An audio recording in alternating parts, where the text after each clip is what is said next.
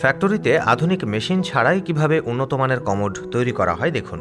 Commode তৈরির শুরুটা হয় বিশেষ এক ধরনের মাটি দিয়ে, যা চীনামাটি হিসেবে পরিচিত।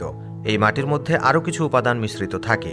বড় মিক্সার মেশিনে ঢুকিয়ে মেশানো হয় যতক্ষণ না মসৃণ কাদা তৈরি হয়। সঠিক পরিমাণে মেশালে কমোড শক্ত ও টেকসই হয়। কাদা তৈরি হয়ে গেলে তা প্লাস্টারের ছাঁচে ঢালা হয়। প্লাস্টারের ছাঁচ কাদা থেকে পানি টেনে নেয়, যাতে কাদা জমে যায় আর ছাঁচের আকার নিতে পারে। একটু জমাট বাঁধার পর ছাঁচ থেকে কমোডের অংশ সাবধানে বের করা হয়। এ সময় এটি নরম থাকে, তাই দক্ষ কর্মীরা সেগুলোকে এ সময় আরও মসৃণ করে নেয়। কিনারগুলো সমান করা হয়, কোনো খুঁত থাকলে তা ঠিক করা হয় আর মাপ ঠিক আছে কিনা দেখা হয়। এই ধাপটা খুবই জরুরি, কারণ একটু ভুল হলেই জিনিসটা পরে দেখতে বা ব্যবহার করতে খারাপ লাগবে। মসৃণ করার পর সেগুলো একটা নির্দিষ্ট পরিবেশে শুকানো হয়। ভালোভাবে না শুকালে পরে আগুনের তাপ দেওয়ায় ফেটে যেতে পারে। শুকনো অংশগুলো তারপর বড় চুল্লিতে অনেক বেশি তাপে, প্রায় 1200 ডিগ্রি সেলসিয়াসে আগুনের মধ্যে রাখা হয়। এই প্রক্রিয়াকে বলে ভিক্টোরিফিকেশন, যা ওই কাদার কাঠামোকে শক্ত কাঁচের মতো করে দেয়। এতে কমোডটা শক্তও হয়, আবার পানিরোধীও হয়।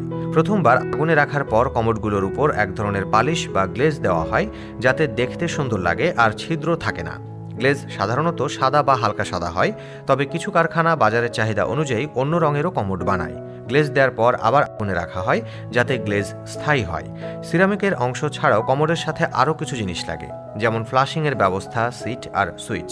এই জিনিসগুলো প্লাস্টিক বা স্টেইনলেস স্টিল দিয়ে তৈরি করা হয়। সব অংশ তৈরি হয়ে গেলে জোড়া লাগানোর কাজ শুরু হয়। সিরামিকের ঢাকনা, ট্যাঙ্ক আর ফ্ল্যাশিং সিস্টেম বসানো হয়। জোড়া লাগানোর পর প্রতিটি কমোড পরীক্ষা করা হয়, যাতে ঠিকভাবে কাজ করে। ফ্ল্যাশিং সিস্টেম ঠিক আছে কিনা পানি ঢেলে ফ্ল্যাশ করে দেখা হয়। কোথাও লিক, ফাটল বা অন্য কোনো সমস্যা আছে কিনা সেটাও দেখা হয়। পাকিস্তানের কারখানাগুলোতেও আলাদা দল থাকে, যারা প্রতিটি জিনিস পরীক্ষা করে দেখে, যাতে মান বজায় থাকে। এ পরীক্ষায় সিরামিকের কঠোরতা, ফ্ল্যাশের কার্যকারিতা আর কমোডের টেকসই ক্ষমতা দেখা হয়। যেগুলো পরীক্ষায় পাশ করবে না সেগুলো হয় ঠিক করা হয় কিংবা ভেঙে ফেলা হয়, এবং সেই মাটি আবার মিশিয়ে নতুন কমোড বানানো হয়। শুধু ভালো কমোডগুলোই বাজারে যায়। গুণমান দেখা হয়ে গেলে কমোডগুলো আরেকবার পরিষ্কার করে বাজারে পাঠানোর জন্য প্যাক করা হয়। কারখানাগুলো এই কমোডগুলোকে ভালো করে প্যাক করে, যাতে পরিবহনের সময় জিনিসগুলোর ক্ষতি না হয়, কারণ সিরামিকের জিনিস সাবধানে না ধরলে ভেঙে যেতে পারে। প্যাক করা কমোডগুলো তারপর স্থানীয় দোকান, পাইকারি বিক্রেতা বা দেশের বাইরে পাঠানো হয়। কাঁচামাল থেকে তৈরি জিনিস পর্যন্ত পুরো প্রক্রিয়াটি পাকিস্তানি কর্মীদের অস্বাস্থ্যকর পরিবেশের মধ্যেই শেষ করতে হয়।